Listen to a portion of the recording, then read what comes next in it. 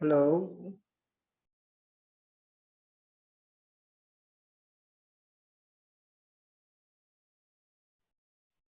Assalamualaikum. Hi, this is me, Fiza Qasim from Equolio. And I am Asad Jalani from Equolio International Counselors. Okay, so हमारा जो आज का topic है वो है इटली कवर करना। बिकॉज इटली में आपको पता है कि इटली में साल में एक इनटेक होता है जिसके बारे में हम बात कर सकते हैं, क्या क्या प्रोग्राम्स अवेलेबल हैं, क्या क्या रिक्वायरमेंट्स हैं, क्या क्या पॉसिबिलिटीज हैं और स्कॉलरशिप्स आप किस तरीके से गेन कर सकते हैं, क्या क्या डॉक्यूमेंट्स की रिक्वायरमेंट है। सबसे पहले अगर हम स्टार्ट करते हैं तो हम स्टार्ट करते हैं बैचलर से कि कौन स्टूडेंट्स ऐसे हैं जो जा सकते हैं, कौन से ऐसे प्रोग्राम्स हैं जिस पर आप प्रोसीड कर सकते हैं। एमबीबीएस का वो प्रोग्राम है जो कि आपको पता है कि वर्ल्ड वाइड सबसे बड़ा प्रोग्राम है एमबीबीएस का, उसके बाद लॉ आता है। एमबीबीएस के लिए अगर देखा जाए फुली फंडेड स्कॉलरशिप्स पर आप अप्लाई कर सकते हैं इटली में। MBBS is available in many universities in Italy. अच्छा, अब दूसरी अगर हम बात करें, दूसरी ऐसी फील्ड जिसके लिए हम आगे डिस्कस कर सकते हैं वो है बीडीएस, डेंटिस्ट्री की फील्ड। डेंटिस्ट्री इतनी ज्यादा अवेलेबल नहीं है इटली में जितना आपको एमबीबीएस मिल जाएगा। तो वो स्टूडेंट्स जो एमबीबीएस के लिए प्लान कर रहे हैं, आप लोग प्लान कर सकते हैं, बट जो डेंटिस्ट्री वाले स्टूडेंट्स हैं उनसे मैं रिक्वेस्ट करूंगी वो कंट्री स्विच कर लें, किसी और कंट्री की तरफ प्लान कर लें। बाकी इसके अलावा और कौन से ऐसे प्रोग्राम्स हैं कि अगर एमबीबीएस में एडमिशन नहीं होता तो हम और कौन से बैकअप पे ऑप्शंस आपके लिए रख सकते हैं। बायो इन्फॉर्मेटिक्स का प्रोग्राम है, बायोकेमिस्ट्री का प्रोग्राम है, बायोलॉजी का प्रोग्राम है। ये वो सारे प्रोग्राम्स हैं जिसमें एक मेडिकल का बच्चा अप्लाई कर सकता है अगर उसे एमबीबीएस में एडमिशन नहीं मिले या वो इन्हीं प्रोग्राम्स के लिए एलिजिबल हो। बिकॉज एमबीबीएस के लिए आपको पता है एक हाई परसेंटेज रिक्वायरमेंट भी उनकी होती है कि रिक्वायर्ड अच्छी परसेंटेज के साथ आप अप्लाई करवाएं इटली के लिए। सेकेंडली अगर हम बात करें और कौन कौन से ऐसे मेजर्स हैं जो अवेलेबल, आपको इंजीनियरिंग में बहुत इंडस्ट्रियल, सिविल, ये वो सारी फील्ड्स हैं जो आपको इटली में इजीली मिल जाएंगी। अच्छा, इटली की बात करते हैं और फैशन की बात ना करें तो ये तो फिर एक नाइंसाफी हो जाएगी। बिकॉज इटली में फैशन की भी बहुत सारी फील्ड्स अवेलेबल हैं। वो स्टूडेंट्स जो मीडिया से रिलेटेड जाना चाह रहे हैं या वो फैशन इंडस्ट्री की तरफ जाना चाह रहे हैं, उनको बैचलर्स इस फील्ड में करना है तो वो इटली की तरफ जरूर देख सकते हैं। थर्ड, इसके अलावा कौन कौन सी फील्ड आपको और मजीद मिल जाएंगी वो फिर हम और मजीद डिस्क्राइब कर लेते हैं। जैसे आर्किटेक्चर की फील्ड है, उस पर कौन कौन से आपको इंटीरियर होता है, सिंपल आर्किटेक्चर होता है, वो आपको मिल सकता है। इलेक्ट्रिकल की फील्ड है, मेडिकल के प्रोग्राम्स अवेलेबल हैं और बाकी इस तरीके के बहुत सारे और प्रोग्राम्स आपकी फील्ड रेलेवेंट हो। आईटी रेलेवेंट फील्ड आपको मिल सकती हैं। जो स्टूडेंट कंप्यूटर साइंस के बैकग्राउंड से हैं वो भी आगे प्लान कर सकते हैं। अच्छा, अब अगर हम बात करते हैं बैचलर्स के लिए तो परसेंटेज रिक्वायरमेंट क्या होगी इंटर के स्टूडेंट्स की। एक इंटर के स्टूडेंट, उसके लिए जो बेसिक मिनिमम रिक्वायरमेंट है वो है 60% आपके हो तो आप इंटर के बाद अप्लाई कर सकते हैं इटली के लिए। लेकिन 60% आपको पता है कि बहुत कम परसेंटेज है। अगर आप इटली अप्लाई करवाते हैं एटलीस्ट आपकी परसेंटेज 65 अबव हो या 70% तक हो तो चांसेस होते हैं वहां से एडमिशन आने के। बिकॉज आप सबको पता है कि इटली में फुली फंडेड स्कॉलरशिप्स क्योंकि मिल रही होती है तो इसीलिए उनकी रिक्वायरमेंट्स भी बहुत ज्यादा हाई होती हैं। तो जितनी अच्छी परसेंटेज है आप उतनी अच्छी परसेंटेज के साथ अपना अप्लाई कराइए।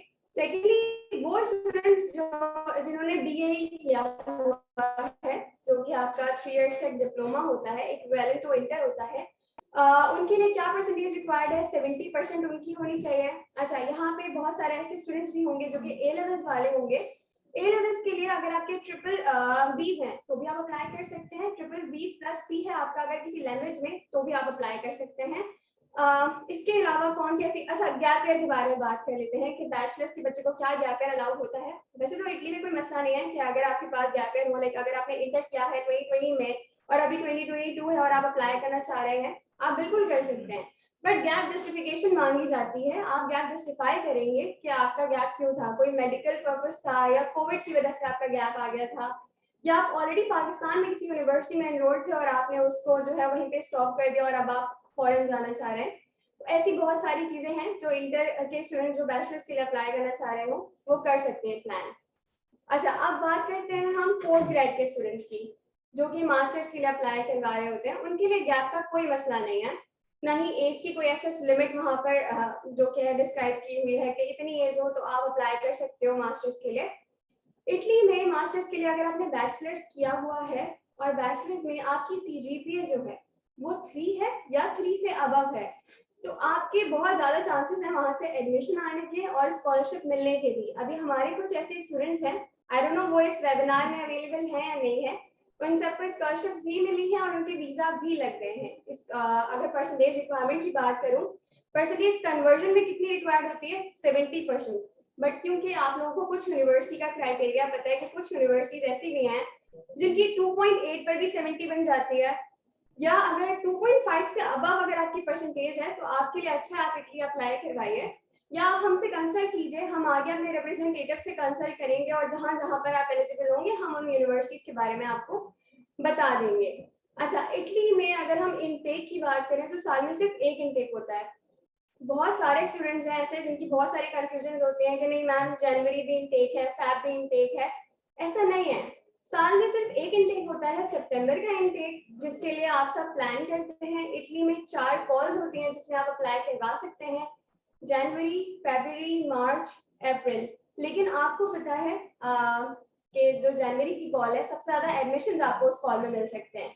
क्यों? क्योंकि 100% सीट्स अवेलेबल हैं, प्लस ये पाकिस्तान के लिए नहीं है, पाकिस्तान से बाहर के भी लोग अप्लाई करवा रहे हैं। वो लोग भी अप्लाई करवा रहे हैं जिनका स्टडी सिस्टम बहुत हाई है। पाकिस्तान की 70% है और बाहर के बच्चों की अगर 65 यहाँ से कंपेयर करो आप, तो वो एक अलग फिर सिनेरियो बन जाता है। तो अगर आप अप्लाई करना चाह रहे हैं, मैं आपको सजेस्ट करूंगी आप लोग फर्स्ट कॉल में अप्लाई करवाइए, बिकॉज उसमें ज्यादा चांसेस हैं एडमिशन आने के, क्योंकि पब्लिक यूनिवर्सिटीज हैं। जितनी जल्दी आपके एडमिशन क्लोज होना वहाँ पे स्टार्ट हो जाएंगे, फर्स्ट कॉल खत्म हुई, आपने सेकंड में अप्लाई करवाया, अब सेकंड कॉल के लिए अगर वो स्टूडेंट जिसकी परसेंटेज 68% है तो उसके लिए 50-50 रेशो है कि एडमिशन आ भी सकता है और नहीं भी आ सकता। तो इसमें हमारा कोई फॉल्ट नहीं होता, एक्चुअली आप लोगों को थोड़ी जल्दी करनी चाहिए। अच्छा, इसके अलावा क्या बात कर सकते हैं हम? बैचलर्स हो गया हमारा कवर, मास्टर्स हो गया, इनटेक के बारे में मैंने आपको बता दिया। आईएलटीएस की रिक्वायरमेंट, आईएलटीएस की रिक्वायरमेंट एडमिशन के लिए नेसेसरी नहीं है। एडमिशन आपका इंग्लिश प्रोफिशिएंसी सर्टिफिकेट आप लोगों को मिलता है आपकी यूनिवर्सिटी से, आप उस पर अपना एडमिशन अप्लाई करवा सकते हैं, एडमिशन आ भी जाता है। लेकिन आईएलटीएस की रिक्वायरमेंट जो है वो वीजा की रिक्वायरमेंट है, एम्बेसी की रिक्वायरमेंट है। तो एम्बेसी के लिए क्या रिक्वायर्ड है? 6 ओवरऑल उनको बेंच रिक्वायर्ड है। बट अगर मैं एक चीज आप लोगों से शेयर करूं, मेरे क्लाइंट है शाहजेब, जिनका अभी कुछ दिनों पहले वीजा अप्रूव हुआ है, उनके थे ओवरऑल 5.5 ओवरऑल पे उनका वीजा एक्सेप्ट हुआ है, लेकिन उनकी जो परसेंटेज थी, जो सीजीपीए थी, वो थी 3.5 सीजीपीए। तो उन्होंने उस चीज को वहां से लेवल किया था।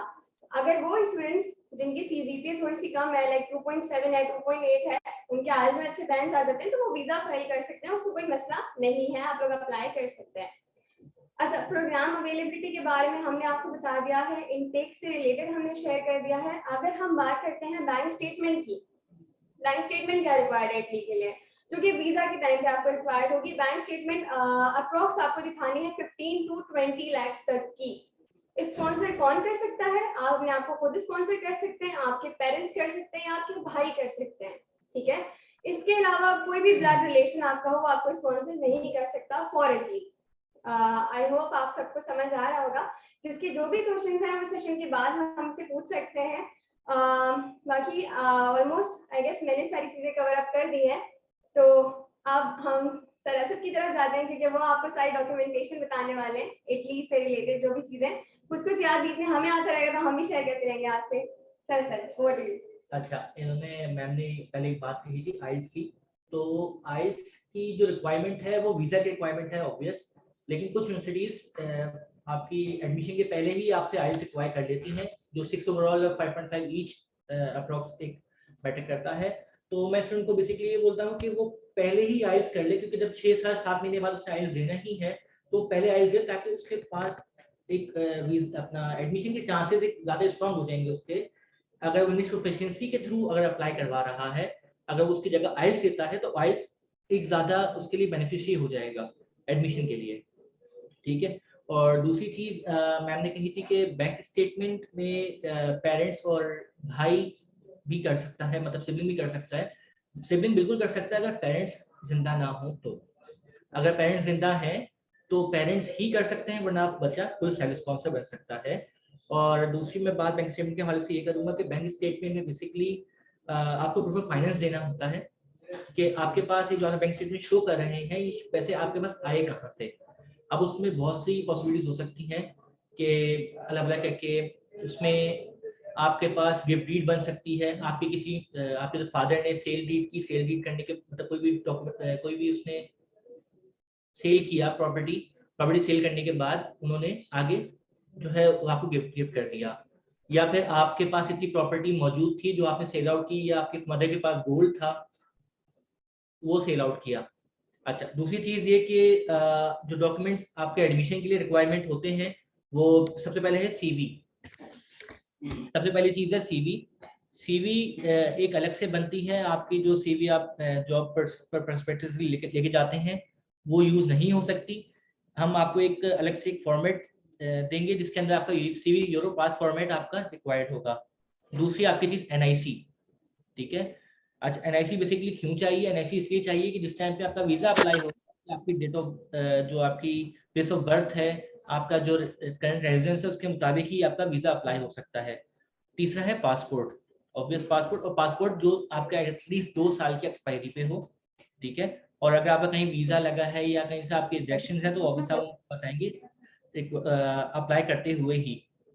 तीसरी चीज है आपकी मैट्रिक सर्टिफिकेट और मैट्रिक मार्कशीट जो आईबीसीसी और मूफा से अटैच्ड हो, लाजमी अटैच चाहिए। अच्छा, आईबीसीसी मूफा से अटैच किस तरह से होनी है? बेसिकली आपकी मैट्रिक की दोनों सर्टिफिकेट्स, आपकी इंटर की सर्टिफिकेट्स और आपकी बैचलर्स की, अगर आप फॉर एग्जांपल मास्टर्स के लिए परस्यू करना चाह रहे हैं तो आपकी जो बैचलर्स की ट्रांसक्रिप्ट है और बैचलर्स की डिग्री है वो दोनों HEC से वेरीफाइड होने चाहिए लाजमी, और उसके बाद ऑब्वियस मूफा से भी। और ये 6 के 6 डॉक्यूमेंट आईबीसीसी मतलब इंटरपोर्ट चेयरमैन कमेटी और मूफा मिनिस्ट्री ऑफ फॉरेन अफेयर्स से अटैच होना चाहिए। ये आपको स्टार्टिंग में एप्लीकेशन करते हुए नहीं चाहिए, ऑब्वियसली वीजा पर्पस के लिए है, लेकिन हम कहते हैं कि बच्चा पहले से करके रख ले ताकि एंड के लिए 11th आवर के लिए कुछ ना बचे। अच्छा, उसके बाद आपकी वाइट बैकग्राउंड पिक्चर चाहिए, ये एप्लीकेशन करते हुए ही चाहिए होती है। और एक मोस्ट इम्पॉर्टेंट चीज कि आपने जो आपकी लास्ट एजुकेशन है, फॉर एग्जांपल अगर आपकी इंटरमीडिएट है, ए लेवल्स है या बैचलर्स है, तो जहां से भी आपकी लास्ट एजुकेशन है वहां से आपकी कोर्स डिस्क्रिप्शन या कोर्स आउटलाइन चाहिए होती है लाजमी, क्योंकि वो बेसिकली उसको वो वेरीफाई करते हैं कि उन्होंने जो आपने लास्ट पढ़ा है वो उनके स्टैंडर्ड के मुताबिक था भी कि नहीं था। कोर्स आउटलाइन एक मेजर पार्ट आपका प्ले करता है एडमिशन के लिए। और कोर्स आउटलाइन में लाजमी एक जो आपकी यूनिवर्सिटी या कॉलेज जो भी है आपका लास्ट एजुकेशन सेंटर, उसमें उसी के लेटर हेड पर हो और साइन स्टैम्प्ड हो, ये भी लाजमी चाहिए होती है। साथ में इंग्लिश प्रोफिशिएंसी सर्टिफिकेट, जैसा कि मैम ने कहा था कि एडमिशन के लिए रिक्वायर होता है, तो वो भी यूनिवर्सिटी या कॉलेज जो भी है आपका लास्ट एजुकेशन वहाँ से लाजमी चाहिए होगा। तीसरा है, अच्छा उसके बाद है आइल्स। आइल्स पे आ जाऊँ तो आइल्स आपके वीजा पर्पस के लिए तो 6 ओवरऑल 5.5 ईच चाहिए, लेकिन कुछ यूनिवर्सिटीज रिक्वायर कर लेती हैं, जैसे कि मैं बोलूँ कि इस साल सपियंजा ने, पैडवा ने, फ्लोरेंस ने एडमिशन से पहले ही आइल्स रिक्वायर कर लिया था।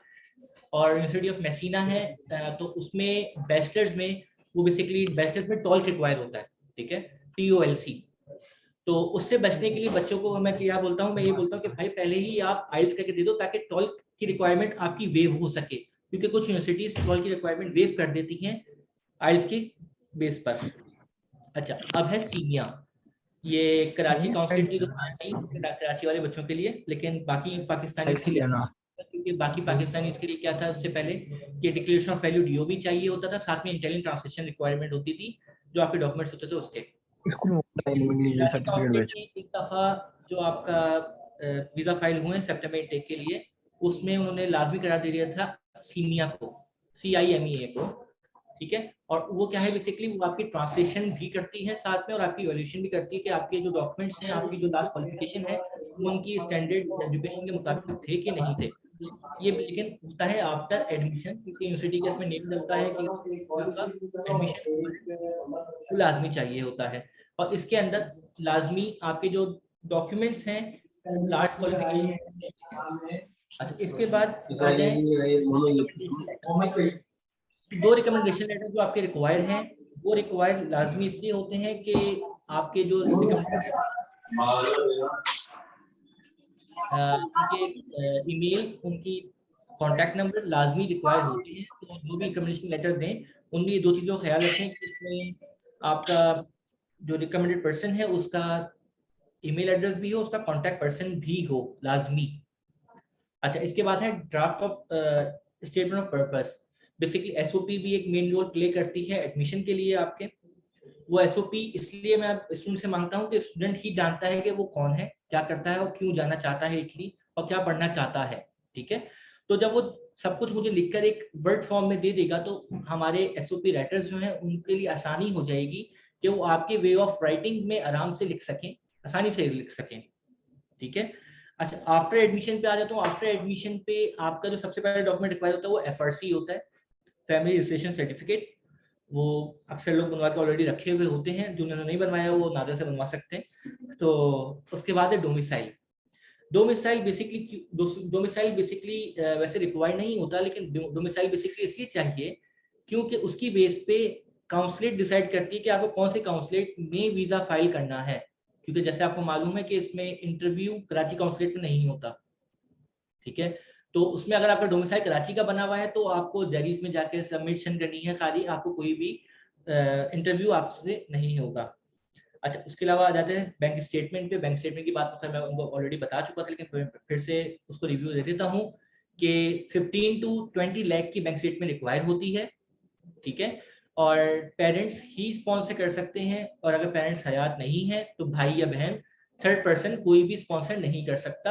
हाँ, आप खुद भी अपने सेल्फ स्पॉन्सर बन सकते हैं, लेकिन अगर आप ऑलरेडी अर्निंग कर रहे हैं तो आप खुद सेल्फ स्पॉन्सर बन सकते हैं। अच्छा, स्पॉन्सर जो भी हो उसके 2 साल के एफबीआर रिटर्न्स चाहिए होते हैं। पर्सनल इनकम टैक्स फाइलिंग के 2 साल के लाजमी चाहिए होते हैं, 2 साल के एफबीआर रिटर्न्स। अच्छा, उसके बाद है एफिडेविट सपोर्ट। अगर फॉर एग्जांपल आप सेल्फ फाइनेंसर नहीं हो, आपके कोई और फाइनेंसर है, पेरेंट्स हैं या भाई बहन हैं, तो उस उनके बेसिकली चाहिए होता है एफिडेविट सपोर्ट के ये मैं अपने भाई या बहन या अपने इस बच्चे को स्पॉन्सर कर रहा हूँ। अच्छा, low income no property certificate basically आपके एडमिशन या आपके वीजा के लिए नहीं चाहिए, लेकिन ये आपके स्कॉलरशिप के लिए डॉक्यूमेंट रिक्वायर है। जैसे कि मैम ने आपको बताया था कि स्कॉलरशिप होती है जीरो, आपकी जो फी है उसको हम जीरो करवाते हैं, तो उसके लिए 3 डॉक्यूमेंट रिक्वायर होते हैं। एक एफआरसी जो वीजा के लिए भी रिक्वायर है, जो स्कॉलरशिप के लिए भी रिक्वायरमेंट है। दूसरा है आपका लो इनकम सर्टिफिकेट, जो तकरीबन हर यूनिवर्सिटी में रिक्वायर होता है, हर रीजन में रिक्वायर होता है। लेकिन तीसरा है नो प्रॉपर्टी सर्टिफिकेट, जो हर रीजन में रिक्वायर नहीं होता, कोई स्पेसिफिक रीजन से ना रिक्वायर होता है। वो स्टूडेंट को उसी टाइम बता सकते हैं इस टाइम पर उसका एडमिशन आ चुका होता है, उसी टाइम बता सकते हैं कि इस रीजन में नो प्रॉपर्टी चाहिए कि नहीं चाहिए, लेकिन लो इनकम हर जगह चाहिए। ठीक है, तो ये डॉक्यूमेंट्स है कुछ जो आपको लाजमी चाहिए होते हैं। प्री इनरोलमेंट की बात आ जाए तो प्री इनरोलमेंट बेसिकली इस टाइम पे आपका एडमिशन आ चुका होता है, एडमिशन डॉक्यूमेंट जिसको कहते हैं। तो एडमिशन डॉक्यूमेंट के बाद आप प्री इनरोल होते हो यूनिवर्सिटी के साथ, और प्री इनरोलमेंट की बेस पे ही आपकी स्कॉलरशिप अप्लाई होती है। एडमिशन डॉक्यूमेंट की बेस पे आपकी स्कॉलरशिप अप्लाई नहीं होती, प्री इनरोलमेंट की बेस पे आपकी डॉक्यूमेंटेशन होती है। इसके अलावा स्टिपेंड पे आ जाए तो स्टिपेंड आपको मिनिमम जो मिलता है 400 यूरो पर मंथ मिलता है, जो अप टू 1100 है। और दूसरी चीज, अगर मैं इंटेक की बात करूं तो सितंबर, लेकिन देखें कुछ बच्चे आके मेरे पास ये बोलते हैं कि सर मैंने जनवरी इंटेक देखा है, मैंने फरवरी इंटेक देखा है, मैंने मई इंटेक देखा है, लेकिन वो सब प्राइवेट सेक्टर के होते हैं। पब्लिक सेक्टर में तो जैसे मैंने कहा फकत एक ही इंटेक अवेलेबल है जो सितंबर इंटेक है। और सितंबर इंटेक की जो एप्लीकेशन है वो हम अभी से ही, मतलब नवंबर का एंड चल रहा है, लेकिन हम अभी से ही गैदर करने स्टार्ट कर देते हैं, क्योंकि इसमें डॉक्यूमेंटेशन वन गो में ही आपको करनी होती है। फकत आइल्स के अलावा बाकी तमाम डॉक्यूमेंट्स आपको एक साथ वहाँ सबमिट करने होते हैं। तो हम पहले डॉक्यूमेंट सारे एक साथ गैदर करते हैं, उसके बाद वन गो में एप्लीकेशन करते हैं। ठीक है, और वन गो में एप्लीकेशन तो कर रहे हैं, इसके साथ एक और चीज होती है कि इसके 4 फेज होते हैं, जनवरी, फरवरी, मार्च, अप्रैल। और जैसे कि मैम ने कहा कि जनवरी में अलग अलग के ज्यादा से ज्यादा एप्लीकेशन का पॉजिटिव आंसर आता है, क्योंकि आपके पास 100% सीट्स अवेलेबल होती हैं जनवरी के अंदर। फरवरी में और कम होती है, मार्च में और कम होती है, और अप्रैल में मोस्टली यूनिवर्सिटीज ओपन ही नहीं होती। ठीक है, तो जो सोचने बैठा हुआ है कि हम फरवरी मार्च में अप्लाई करेंगे, तो उनके लिए पहले से बता दूं अलार्मिंग सिचुएशन है कि आपकी 99% भी हो तब भी अप्रैल में हम गारंटी नहीं ले सकते आपको कहीं से एडमिशन आएगा भी, क्योंकि उस टाइम पे लिमिटेड सीट अवेलेबल होती हैं। और जैसे कि आपको मालूम है कि तकरीबन पूरे ग्लोब से ही वहाँ बच्चा अप्लाई कर रहा होता है, फकत पाकिस्तान से अप्लाई नहीं कर रहा होता। जब पूरी जगह से अप्लाई कर रहा है तो हमारा ग्रेडिंग स्केल बहुत नीचे है बाकी बहुत सी कंट्रीज से। ठीक है, तो अगर मैं बात करूँ फॉर मास्टर्स, तो आपकी जो 2.5 CGPA है वो बांग्लादेश के CGPA 2.5 उनकी ज्यादा ऊपर है, आपकी 2.5 नीचे है, ठीक है। तो अगर वहां 2.5 है तो अब 2.5 वो बांग्लादेश की भी 2.5 आपकी भी है, ठीक है। तो आपका चांसेस कम हो जाते हैं एज कम्पेयर टू बांग्लादेश और इंडियन स्टूडेंट्स। तो ज्यादा बेटर यही है कि आप दिसंबर तक अपने तमाम डॉक्यूमेंटेशन कंप्लीट करने के बाद जनवरी के फर्स्ट फेज में ही आप अप्लाई करवा दें। जनवरी ना भी हो पाए तो फरवरी में, मार्च अप्रैल तक का इंतजार ही ना करें, क्योंकि इसके बाद क्या है कि प्री एनरोलमेंट आने में 1 महीना लगता है। उसके बाद जो आपकी एडमिशन लेटर जो है तकरीबन 2 महीने में वो आपको आंसर करते हैं। अगर जनवरी में फॉर एग्जाम्पल बच्चे ने अप्लाई किया है जनवरी में, तो मार्च अप्रैल तक आपका आंसर आता है। उसके बाद आपका प्री एनरोलमेंट के बाद ये low income certificate, no property certificate, scholarship के लिए अप्लाई होती है चीजें, फिर स्टिपेंड है। स्टिपेंड के बाद अगस्त तक आपको सब कुछ करना है, अगस्त तक आपको लाजमी वीजा फाइल करना है। अगर फॉर एग्जाम्पल नहीं कर पाते तो फिर आप बहुत लेट हो जाते हो। आपके जो नेगेटिव पर्सपेक्टिव से बात कर रहा हूँ कि आपके जो आंसर है वो नेगेटिव आने में ज्यादा उसके चांसेस नेगेटिव होते हैं। अच्छा, एक और चीज है कि फॉर एग्जांपल, अच्छा डॉक्यूमेंटेशन की बात करूँ, स्कॉलरशिप के डॉक्यूमेंट्स आपको बाय हैंड सबमिट कराने होते हैं। ये 3 डॉक्यूमेंट जो मैंने आपको बताए थे, FRC, low income, no property, ये आपको तीनों डॉक्यूमेंट्स बाय हैंड सबमिट कराने होते हैं यूनिवर्सिटी को। कुछ यूनिवर्सिटीज की डेडलाइन होती है 31 अगस्त, ठीक है। उस टाइम पे कुछ बच्चा ऑलरेडी वहां पहुंच चुका होता है, जो नहीं पहुंच चुका या जो वीजा अप्लाइड है जिसका 31 अगस्त तक उसको नहीं लगता कि मैं 31 अगस्त तक वहां इटली पहुंच पाऊंगा, तो वो DHL से डॉक्यूमेंट्स यूनिवर्सिटी को फॉरवर्ड करता है। और मैक्सिमम यूनिवर्सिटी की जो आखिरी डेडलाइन है वो 30 नवंबर तक होती है। तो जिनके 30 नवंबर है उसको ये बोला जाता है कि भाई आप खुद ही जब वहां पहुंचो तो खुद ही सबमिट करा देना। तो एक चीज ये भी है कि बच्चे इस टाइम पे, इस साल तो खैर बहुत ज्यादा प्रॉब्लम्स क्रिएट हो गई थी, क्योंकि कराची काउंसलेट ने एकदम से 30 जून को कहा था कि आपका सीमिया इस दफा मैंडेटरी है। कुछ ये सीमिया की वजह से भी 1 अगस्त से 31 अगस्त तक सीमिया भी बनता। तो मैं इसलिए रिकमेंड करूंगा कि जब सीमिया करवा रहे हो तो एटलीस्ट जुलाई के एंड तक आपका सीमिया हो चुका हो। हम अगस्त में सीमिया का आपका वेट ना करें, क्योंकि सीमिया का जो सर्विस है वो 1 अगस्त से 31 अगस्त तक बंद होती है। तो अगर जब बंद है तो उस टाइम पे अब 30 जुलाई को फॉर एग्जांपल आप सबमिट कराते हो डॉक्यूमेंटेशन अपनी सीनियर के लिए, तो आपका रिजल्ट 1 सितंबर को आएगा, 1 महीना आपका जाया जाएगा। तो ज्यादा चीज अच्छी ये है कि आप जुलाई 30 तक अपना सीनियर रेडी रखो, ताकि अगस्त में जिस टाइम पे ये बंद हो आप वीजा अप्लाई कर सको, ठीक है। ये चीज है। और इसके अलावा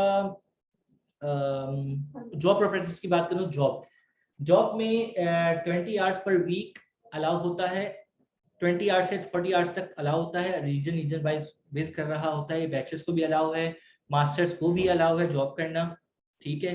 और रही बात मास्टर्स के बैचलर्स के ड्यूरेशन की, कि बैचलर्स का ड्यूरेशन मैंने शायद नहीं बताया था। तो बैचलर्स बेसिकली 3 इयर्स का होता है बिजनेस सेक्टर का, लेकिन इंजीनियरिंग सेक्टर में तो इंजीनियरिंग सेक्टर वो 3.5 इयर्स का भी एक्सीड कर जाता है, वरना 3 इयर्स का बैचलर्स वहाँ पर होता है। और मास्टर्स 2 साल से 2.5 साल का भी होता है वहाँ पर। अच्छा, इसके अलावा आपकी डीएई अगर आपने किया हुआ है तो तब भी आपको जो है इक्विवेलेंसी बनवानी है इंटरमीडिएट बोर्ड से, इंटर बोर्ड से। और साथ में अगर आपने ए लेवल्स किया है तब भी आपको इक्विवेलेंसी बनवानी पड़ेगी, क्योंकि वहाँ पे जो सबमिशन होती है वो इंटर बोर्ड के उससे होती हैं। वो आपके कैम्ब्रिज बोर्ड से या आपके टेक्निकल बोर्ड से वहाँ पे सबमिशन में नहीं करा सकता। तो आपको इक्विवेलेंसी लाजमी बनवानी पड़ेगी, और जो इक्विवेलेंसी बनेगी फिर वो आईबीसी से मूव होगी, आपके बाकी डॉक्यूमेंट्स आईबीसी से मूव नहीं होंगे। एक ये चीज है। बाकी मैम ओवर टू यू। तो आई गेस सबने बहुत सारी ऐसी चीजें थी जो कवर अप कर दी हैं, लेकिन अभी हम जिस चीज को सबसे ज्यादा स्पेशली डिस्कस करने वाले हैं वो है स्कॉलरशिप, जिसके लिए हम यहाँ बैठ कर ये वेबिनार करवा रहे हैं। एक्चुअली स्कॉलरशिप्स के लिए जो परसेंटेज रिक्वायरमेंट थी या जो बैचलर्स के प्रोग्राम अवेलेबल थे वो सारी चीजें हम डिस्कस कर चुके हैं। बट स्कॉलरशिप होती किस टाइप की है? 2 तरह की स्कॉलरशिप्स होती हैं। एक तो ये कि आपकी ट्यूशन फीस जो है वो फ्री है, और दूसरी ये कि जो आपका स्टाइपेंड है जो इटली की गवर्नमेंट आपको पे करती है वो आपको वहां जाकर मिले। जिससे इजी क्या हो जाता है, एक वो स्टूडेंट जिसके लिए अफोर्डेबल नहीं है इटली कोई और कंट्री, या वो नहीं पढ़ पा रहे। इवन पाकिस्तान की पढ़ाई भी अगर आप देखो तो बहुत सारे ऐसी यूनिवर्सिटीज हैं जहाँ पर सेमेस्टर फीस जो है वो 1-1 डेढ़ लाख तक की चले जाती है। इटली का अप्रोक्स पाकिस्तान से एक्सपेंस कितना आ सकता है आप सबके लिए, मैं आप सबको इन्फॉर्म कर रही हूँ, चाहे वो बैचलर्स के स्टूडेंट हो या वो मास्टर्स के स्टूडेंट हो, पाकिस्तान से अप्रोक्स जो आपका बजट है वो आएगा 6.5 और 7 लाख तक का अप्रोक्स बजट है आपका। सेकेंड थिंग ये कि स्कॉलरशिप के लिए अप्लाई कब किया जाता है, जब एक बार आपका ऑफर लेटर किसी यूनिवर्सिटी से रिसीव होता है तब हम उसको जीरो ट्यूशन फीस में कन्वर्ट करवा सकते हैं। इससे क्या हुआ कि आपकी पढ़ाई तो वहां पर हो गई फ्री। अब जो स्टाइपेंड की बात सर ने की थी कि स्टाइपेंड वहां पर मिलता है आपको पर मंथ जो है वो 400 यूरोज मिलते हैं, उसके लिए एक चीज मैं आपको बताना चाहूंगी, स्टाइपेंड अप्लाई करने के लिए पूरे साल में कोई एक टाइम पीरियड ऐसा होता है, लाइक जैसे इस साल जो है वो अगस्त में स्टाइपेंड अप्लाई हुआ था, लास्ट ईयर अगर मैं बात करूं तो लास्ट ईयर का जो स्टाइपेंड था वो अप्लाई हुआ था जून में। तो ये पोर्टल्स कब ओपन होते हैं कब क्लोज होते हैं ये तो सर को पता होगा बिकॉज इनकी अपनी कोई ऐसे टाइम लिमिट नहीं है। सेकेंडली ये कि आपको 2 तरह की स्कॉलरशिप्स मिल जाती हैं, प्लस वहाँ पे जॉब अपॉर्चुनिटीज भी हैं आपके लिए। देखो लैंग्वेज बैरियर तो है, ऑब्वियसली बात है, बट क्योंकि आप वहाँ पढ़ने के लिए जा रहे हो और आपको टाइम ड्यूरेशन अच्छा खासा मिल रहा है, आपको पता है कि बैचलर्स जो है वो 3 to 3.5 इयर्स तक का आपको मिल जाता है इटली में, और मास्टर्स के सिर्फ 2 ही साल हैं जो आपको वहाँ कवर करने हैं। अब बात करते हैं पोस्ट स्टडी वर्क वीजा जो आपको वहाँ पे मिलता है वो कितना होता है। आपको मिलता है 1.5 साल का वर्क परमिट, 1.5 साल की ड्यूरेशन आपको मिलती है जिसमें आप काम कर सकते हैं फुल टाइम, क्योंकि जो बैचलर्स के दौरान या मास्टर्स के दौरान जो काम कर रहे हैं वो होता है पार्ट टाइम, जिसमें 20 आवर्स पर वीक और 40 आवर्स ड्यूरिंग योर हॉलीडेज आप काम कर सकते हो। लेकिन उसके बाद भी आप लोगों के लिए क्या पॉसिबिलिटीज हैं, आप काम कर सकते हैं वहाँ पे फुल टाइम, और अगर आपको व्हाइट कॉलर जॉब मिल जाती है तो आपके लिए इजी हो जाएगा वहाँ पे रहना और सेटल होना, बिकॉज अगर आप किसी भी कंट्री की बात करो तो व्हाइट कॉलर जॉब के बाद तो आपकी लाइफ सेट हो जाती है वहाँ पे।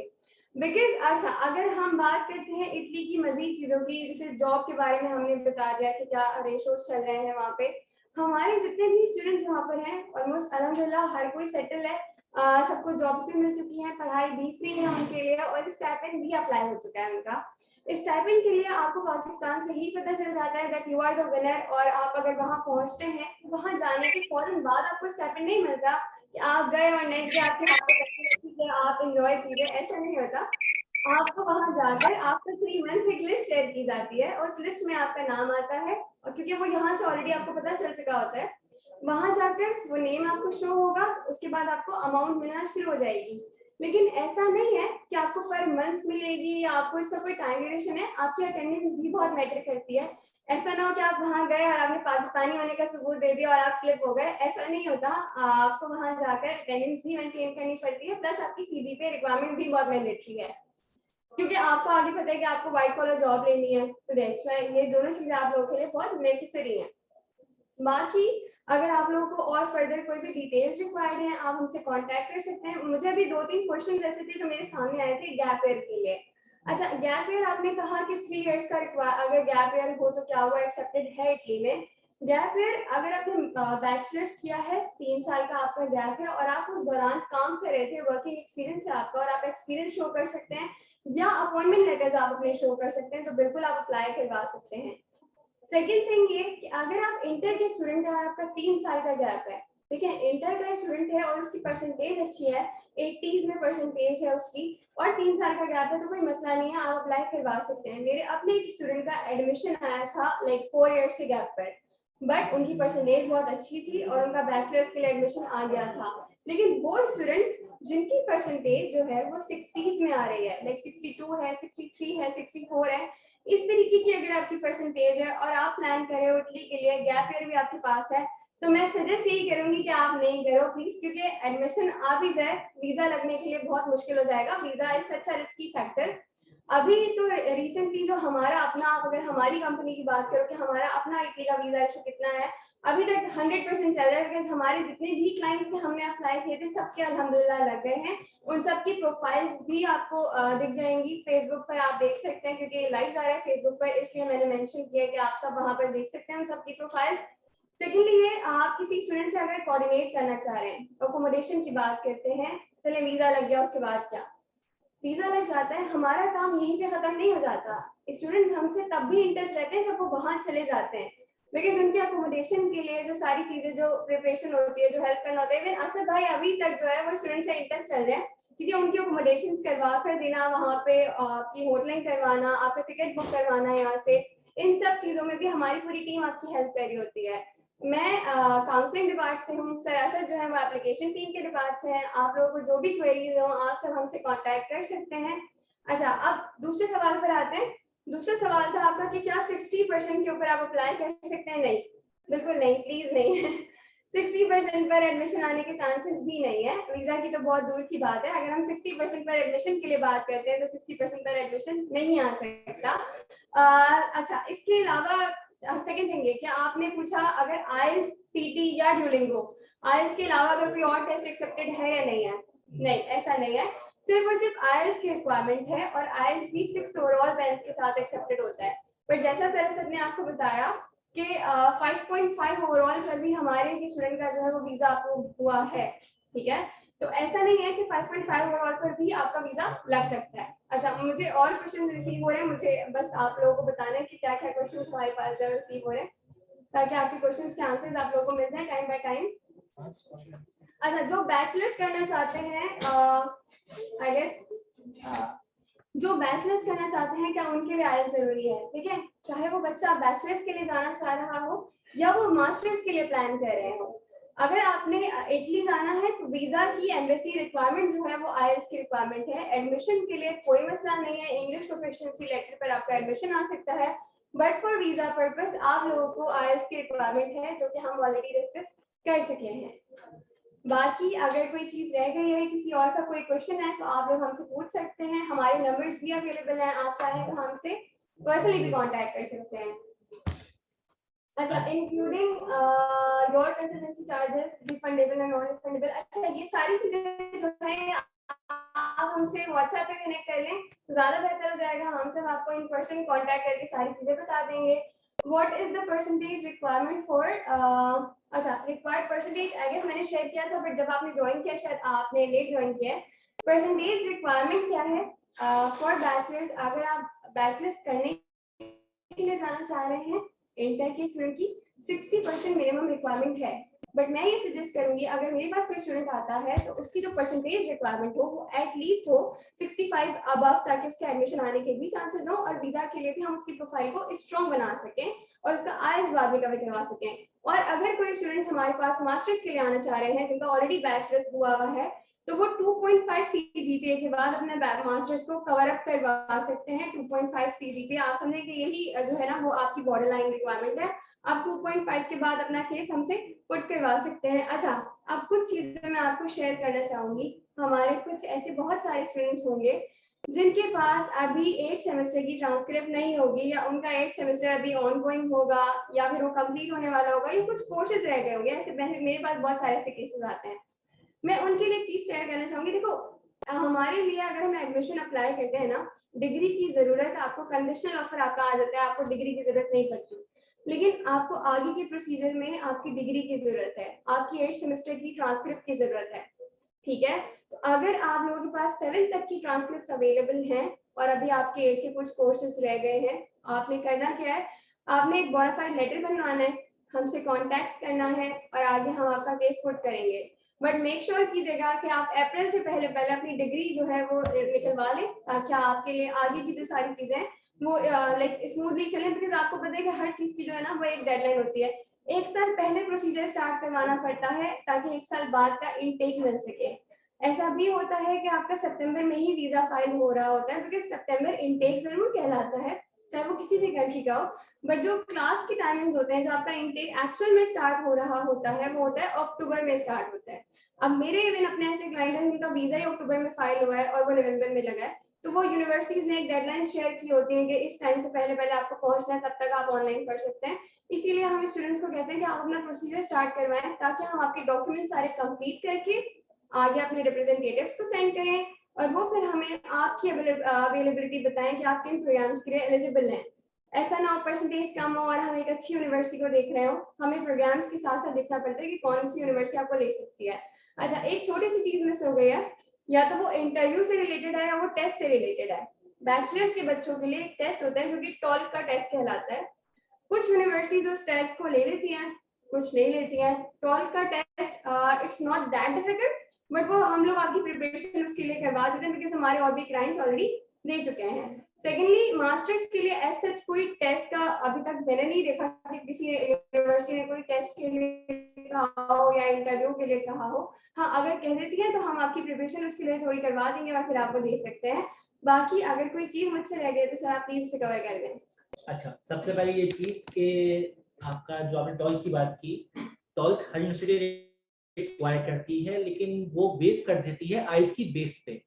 जैसे कि मैंने अभी जब आइल्स की बात कर रहा था उस टाइम मैंने ये कहा था कि आइल्स है मैंडेटरी फॉर वीजा, लेकिन मैं स्टूडेंट को ये बोलता हूँ कि पहले ही दे दे, ताकि अगर बैचलर्स का बच्चा है उसके टॉल्क की रिक्वायरमेंट जो है वेव हो जाए, ठीक है। और साथ में अगर वो मास्टर्स का स्टूडेंट है तो उसकी जो प्रोफाइल है वो थोड़ी स्ट्रॉन्ग हो जाए। अच्छा, इसके अलावा एक और क्वेश्चन यहाँ पे था कि सीनिया क्या है। सीनिया उस टाइम पे आपका शायद वो डिस्कनेक्ट हो गया था। अच्छा, सीनिया बेसिकली सीनिया एक इक्विवेलेंसी है, ठीक है, जो आपका जिस टाइम पे एडमिशन आ चुका होता है उस टाइम पे वो अप्लाई होती है, ठीक है। और दूसरी चीज ये कि सीनिया जो है उसकी फी मैं आपको बता दूं, फी उसकी एडमिट फीस 250 यूरो होती है, 250 यूरो, और जो उसकी नॉर्मल फी है वो 150 यूरो होती है। लेकिन अगर आपकी यूनिवर्सिटी का MOU साइन हुआ है तो उसकी जो एडमिट फी है वो 150 हो जाती है, और नॉर्मल फी 75 यूरो हो जाती है, 75 यूरो हो जाती है। और ये अप्लाई आप जब कर सकते हो जिस टाइम पे आपका एडमिशन आ चुका होता है। और मैंने ये रिकमेंड किया था कि आप 30 जुलाई तक अपना सीनिया कंप्लीट करके उसको साइड में रख दो, ताकि जब 1 अगस्त से 31 अगस्त तक आपका सीनिया बंद हो, सीनिया की जो आपके सर्विसेज हैं वो बंद हो, तो उस टाइम पे आपको हेडल्स ना आए, आप आराम से अपना वीजा फाइल कर सको बाकी डॉक्यूमेंट्स कंप्लीट करने के बाद। अच्छा, एक चीज मैं आप लोगों को शेयर करना चाहूंगी। मेरे पास अभी एक क्वेश्चन रिसीव हुआ है, मैंने MBA किया हुआ है, 3.22 CGPA है, बट मेरी बीकॉम में मार्क्स कम है। अच्छा, ऐसे वो स्टूडेंट्स जिनकी 2+2 की डिग्री है या 2+3.5 इयर्स की डिग्री है, आपके लिए होता है हम मना नहीं कर रहे एडमिशन के लिए कि एडमिशन अवेलेबिलिटी नहीं है, ऐसा नहीं है। एडमिशन आपको बिल्कुल मिल सकते हैं, बट वो एग्रीगेट एक निकलता है कि आपकी टोटल ओवरऑल परसेंटेज जो है वो कितनी बनती है, बिकॉज ये 4 साल का बैचलर्स तो आपका कवर अप हो जाता है।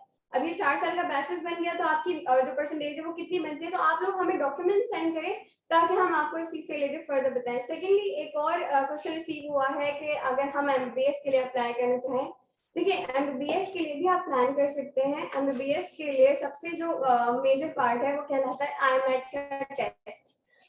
अच्छा, अभी रिसेंटली ऐसे बहुत सारे स्टूडेंट्स थे जिनका IMAT का टेस्ट जो है वो पाकिस्तान में नहीं हो सका, तो उनको बाहर जाकर देना पड़ा, बिकॉज IMAT के लिए उनकी ना रजिस्ट्रेशन ओपन होती हैं और वो with in half an hour, with in just 15 minutes वो एंड हो जाती है।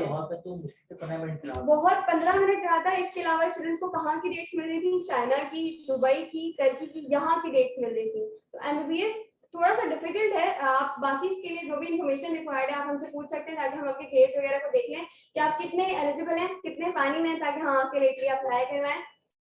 बाकी इसके अलावा आई गेस इससे ज्यादा कोई और क्वेश्चन नहीं है। हाँ, आपने हेड ऑफिस का पूछा है। हमारे हेड ऑफिस हमारा कराची गुलशन इकबाल पर है, आप हमसे आके वहाँ मिल भी सकते हैं, हम वहीं पर अवेलेबल हैं, अभी भी यहीं पर हैं। अच्छा, इसके अलावा हमारी एक और ब्रांच है जो कि BHA जमजमा पर है। बाकी हमारी इस्लामाबाद और कोयटा में भी ब्रांचेस अवेलेबल हैं अगर आप ऐसी किसी कंट्री से हैं। सेकेंडली ये सिटी से आई मीन सॉरी, अच्छा सेकेंडली ये अगर आप किसी और सिटी से हो, like if you are from Lahore, Sialkot, Abbottabad, तो आप लोग अपना केस ऑनलाइन भी प्रोसीड कर सकते हैं। हमारे ऐसे बहुत सारे क्लाइंट्स हैं जो कि ऑनलाइन प्रोसीड करवा रहे होते हैं, इवन नॉट फ्रॉम हियर। अगर वो कोई बाहर अब्रॉड से भी हो, सऊदी अरेबिया से मेरे पास केसेस हैं, तो जी आप लोग करवा सकते हैं। बाकी कोई और इन्फॉर्मेशन रिक्वायर्ड हो, हम अपने नंबर जरूर शेयर कर देते हैं। आपने मांगे हुए नंबर हमारे हम शेयर कर देते हैं ताकि हम आपसे डिस्कस कर लें। अच्छा, हम यहाँ पर फेसबुक लाइव एंड कर रहे हैं। हमारा एक सेशन अभी भी चल रहा है वेबिनार का। आपके जो भी क्वेश्चंस हैं आप इन पर्सन हमसे वहाँ पूछ सकते हैं, तो आप लोग डिस्कनेक्ट मत कीजिएगा। हम FB लाइव जो है यहाँ पे एंड कर रहे हैं। अच्छा, मैं लास्ट में एक चीज बताता हुआ चलूं कि ये सीनियर और मुफा दोनों रिक्वायर्ड है फॉर मास्टर्स। बिल्कुल, मुफा आपके जो वीजा पर्पस के लिए है और सीनियर आपकी इवैल्यूएशन है। दोनों चीजें रिक्वायर्ड होंगी, चाहे वो मास्टर्स हो चाहे वो बैचलर्स हो। अच्छा, लिंक प्रोवाइड कर दिया है हमने वेबिनार का, आप लोग बस लिंक ज्वाइन कर लें ताकि अगर यहाँ से डिस्कनेक्ट होता है तो आप वहाँ पर हमें कंटिन्यू कर लें। जो लोग भी हमें मजीद सुनना चाह रहे हैं, जिनके जो भी सवाल है, तो हमें वहाँ पे कंटिन्यू कर सकते हैं। Thank you.